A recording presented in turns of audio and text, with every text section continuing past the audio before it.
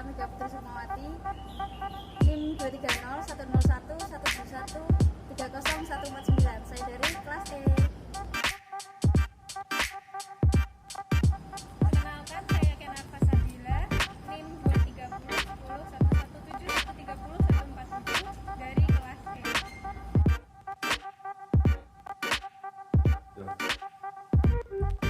Perkenalkan, nama saya Septian Dwi Sulistiono, NIM 230101130130130 dari kelas IRT-E.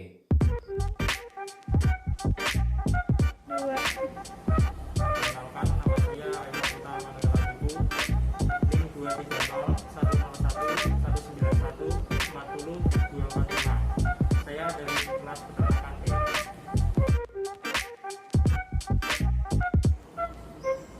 Ya, perkenalkan, nama saya Muhammad Lukman Hakim, NIM saya 2301111130227 dari kelas E.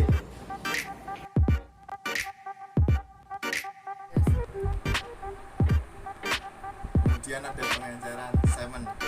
Pengenceran berfungsi untuk menambah volume semen sehingga memungkinkan untuk melakukan IB terhadap betina dalam jumlah yang lebih banyak dalam satu ejakulasi. Syarat sebagai bahan pengencer yaitu murah, sederhana, praktis dibuat, dan mempunyai daya preservasi tinggi, mengandung unsur yang sifat fisik dan kimianya hampir sama dengan semen, dan tidak mengandung zat bersifat racun bagi spermatozoa dan alat kelamin betina. Mampu mempertahankan daya fertilitas spermatozoa dan tidak terlalu kental yang dapat menghambat fertilisasi.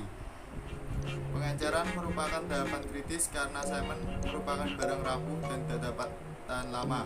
Maka dari itu, diperlukan bahan pengencer yang mampu mempertahankan motilitas dan daya tahan hidup spermatozoa yang lebih lama dan diperoleh cepat dan murah.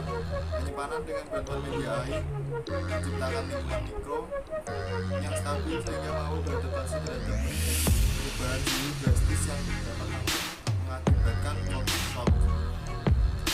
Bahan pengencer yang biasa digunakan yaitu kulit telur dan susu karena mengandung lecithin.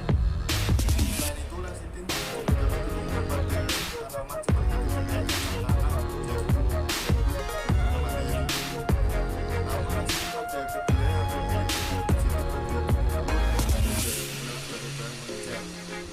kedelai merupakan salah satu tanaman yang dapat dimanfaatkan menjadi bahan pengencer karena kedelai memiliki kecenderungan kontaminasi bakterial lebih kecil. Kandungan lecithin dari kedelai dengan lecithin pada telur sehingga dapat menyebabkan rusak dan pilihannya tepat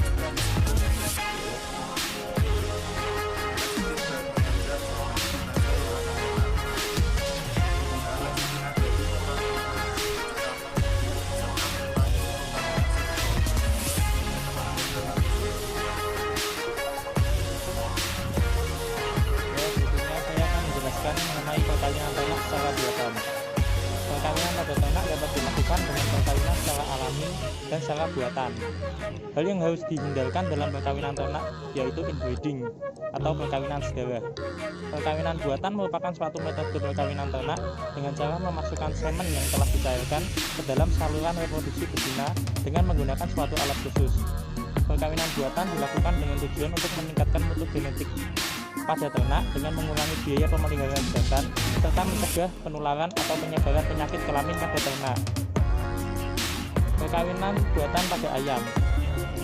Metode perkawinan buatan atau inseminasi buatan pada ayam yang berkembang saat ini ada dua metode yang berkaitan dengan deposisi atau peletakan semen ke dalam saluran reproduksi betina, yaitu metode deposisi semen intravagina dan deposisi semen intrauterin. Metode deposisi semen intravagina adalah metode di mana semen dideposisikan pada daerah vagina. Adapun caranya dengan memasukkan batang dan kapasitas 1 mili tanpa daun suntik ke daerah vagina sedalam kurang lebih 3 cm. Metode deposisi semen intravagina ini sekilas mirip dengan sistem perkawinan alami.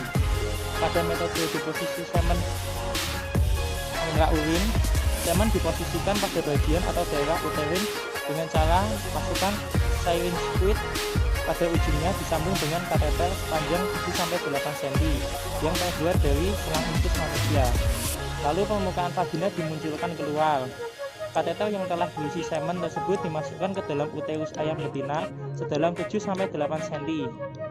Selanjutnya, semen dideposisikan atau disuntikan ke dalam saluran uteri.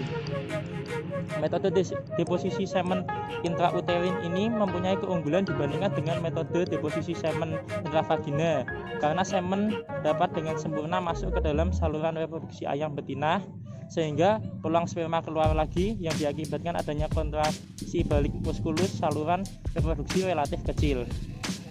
Perkawinan buatan pada kambing.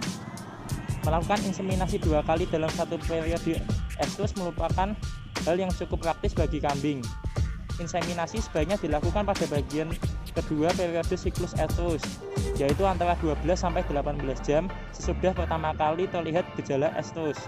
Adapun caranya, kambing betina ditempatkan di kandang inseminasi. Lalu, pipet inseminasi diisi dengan semen cair yang dibutuhkan, atau bila dengan IB gun, straw dimasukkan ke dalam artificial insemination gun dan dipotong ujungnya. Kemudian gun dibungkus dengan plastik sheet. Spekulum dilicinkan dengan pelicin dan dimasukkan dengan hati-hati ke dalam alat kelamin betina. Dengan bantuan senter dan spekulum, gun atau pipet diinseminasi dimasukkan ke dalam serviks dan semen disemprotkan perlahan ke dalam serviks. Saat melakukan inseminasi buatan, hal yang perlu diperhatikan adalah melakukannya dalam waktu yang cepat dan dengan keterampilan dalam melakukan setiap langkah.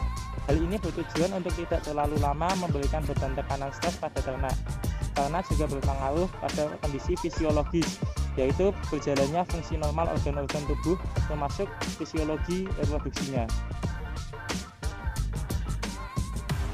Selanjutnya saya akan membahas mengenai inseminasi buatan. Inseminasi buatan adalah salah satu metode perkawinan pada ternak. IB adalah proses memasukkan sperma ternak jantan ke dalam saluran reproduksi ternak betina dengan menggunakan alat. Perkawinan secara IB disebut juga dengan kawin suntik. Hal ini dikarenakan perkawinan secara IB itu menggunakan alat IB gun yang dimasukkan ke dalam saluran reproduksi ternak betina sehingga terlihat seperti ternak sedang disuntik. Selanjutnya ada deteksi birahi. Deteksi birahi pada sapi dapat dilihat melalui Selanjutnya adalah deteksi birahi. Deteksi birahi pada sapi betina dapat dilihat melalui kondisi vulva dan tingkah lakunya. Vulva sapi yang mengalami birahi akan terlihat berwarna merah, membengkak, serta terasa hangat jika disentuh. Hal tersebut dikarenakan aliran darah yang mengalir deras di bagian vulva sehingga vulva terlihat abang, abu, dan hangat atau 3A. Lalu tanda birahi selanjutnya adalah vagina mengeluarkan cairan lendir berwarna bening. Semakin panjang cairan tersebut, maka sapi itu semakin siap untuk dikawinkan. Selain pada bagian vaginanya atau vulvanya, deteksi birahi juga dapat diketahui melalui tingkah lakunya. Sapi yang birahi akan terlihat gelisah, lalu ekornya selalu diangkat ke atas serta tidak nafsu makan. Selanjutnya ada tahap IB. Tahap IB pada sapi itu yang pertama mempersiapkan straw dan IB gun. Straw yang berisi semen beku dikeluarkan dari termos khusus yang berisi cairan nitrogen, lalu dimasukkan ke dalam air hangat bersuhu 37 derajat Celcius selama 15 detik atau di-thawing. Nah, setelah di-thawing, strawnya dikeringkan dan dimasukkan ke dalam IB gun. Setelah itu, bagian ujung straw yang keluar dipotong menggunakan alat memotong, lalu IB gunnya dipasang oleh plastik sheet, lalu IB gunnya dipasang dengan plastik sheet. Nah, selanjutnya tahap kedua setelah thawing dan mempersiapkan IB gun itu ada proses IB-nya langsung ke ternak. Nah, petugas inseminasi buatannya memakai sarung tangan pada tangan yang akan dimasukkan ke dalam rektum, biasanya tangan kiri. Tangan petugas inseminasi buatan harus dapat menjangkau ke area leher rahim atau serviks. Nah, apabila di dalam rektum terdapat kotoran harus dikeluarkan terlebih dahulu. Selanjutnya, setelah mengetahui letak serviks, IBG-nya dimasukkan ke dalam saluran reproduksinya melalui vulva. Habis itu, setelah mengetahui posisinya dengan tepat, lalu disuntikkan spermanya. Setelah disuntikkan, IBG-nya dikeluarkan secara perlahan-lahan agar tidak melukai. Selanjutnya ada faktor keberhasilan IB. Terdapat beberapa faktor yang dapat mempengaruhi keberhasilan IB. Faktor yang pertama itu kualitas dari semen beku yang digunakan. Semen beku yang baik minimal memiliki 25 juta sperma dalam satu stol. Faktor selanjutnya adalah ketepatan dalam identifikasi birahi. Jika peternak salah memprediksi waktu birahi, maka tidak akan terjadi keguntingan saat dilakukan IB. Faktor yang terakhir yang paling mempengaruhi proses IB itu ada pada inseminatornya. Jika inseminatornya tidak berpengalaman, maka kemungkinan ternaknya untuk bunting itu menurun. Nah, selanjutnya ada kekurangan dan kelebihan IB. Kekurangan dari IB adalah memerlukan keterampilan khusus pada inseminatornya. Kalau inseminatornya itu tidak berpengalaman, maka tidak akan terjadi kebuntingan, dan inseminasi buatan harus dilakukan oleh yang profesional. Lalu kekurangan lainnya adalah jika deteksi birahinya tidak tepat, maka tidak akan terjadi kebuntingan. Dan apabila proses dan kekurangan yang terakhir adalah dapat terjadi distokia. Nah, ini dapat terjadi jika IB-nya itu menggunakan bibit sapi yang besar diberikan kepada bibit sapi yang kecil. Tapi ada kelebihan pada proses IB. Kelebihan yang pertama itu murah dan tidak memerlukan memelihara pejantan, serta tidak memerlukan lahan yang luas untuk proses perkawinan. Lalu ketika kita melakukan IB, kita bisa memilih untuk menggunakan semen dari pejantan yang unggul. Lalu mencegah inbreeding karena saat proses IB tercatat menggunakan semen beku yang mana. Dan yang terakhir, masa simpan semennya itu lebih lama dan tidak akan terjadi masalah jika ternaknya sudah mati karena dapat disimpan dalam waktu yang lama. Ya, di sini saya Septian Dwi Sulistiono akan menjelaskan mengenai metode deteksi kebuntingan. Deteksi kebuntingan merupakan suatu metode yang digunakan untuk mengetahui apakah ternak tersebut sedang mengalami kebuntingan atau tidak. Deteksi kebuntingan terbagi menjadi 4 bagian atau 4 metode, yaitu yang pertama palpasi puting, yang kedua palpasi rektal, yang ketiga palpasi abdominal, dan yang terakhir yaitu penggunaan Densestek. Palpasi puting dilakukan dengan cara mengeluarkan cairan susu pada induk betina, kemudian diamati apakah pada susu tersebut terdapat gumpalan atau tidak. Jika terdapat gumpalan, maka dapat dipastikan ternak tersebut kemungkinan besar akan mengalami kebuntingan. Yang kedua yaitu metode palpasi rektal. Metode palpasi rektal ini digunakan untuk mengetahui apakah tersebut mengalami kebuntingan dengan cara memasukkan tangan kiri kita ke dalam rektal, kemudian meraba apakah posisi uterus dalam sapi tersebut mengalami perubahan posisi atau tidak.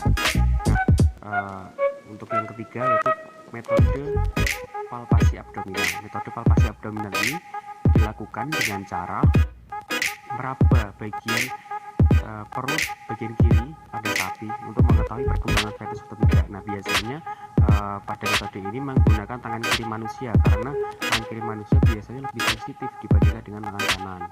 Nah, Untuk yang terakhir yaitu metode diagnostik. Metode diagnostik ini merupakan suatu produk yang digunakan untuk mengetahui terang tersebut mengalami kebuntingan atau tidak, dengan cara meneteskan dua larutan. Yang pertama larutan pendahulu supaya diretes pada urin, kemudian dihomogenisasikan, dan diteruskan lagi larutan penetes supaya dimatetes dan dihomogenisasikan.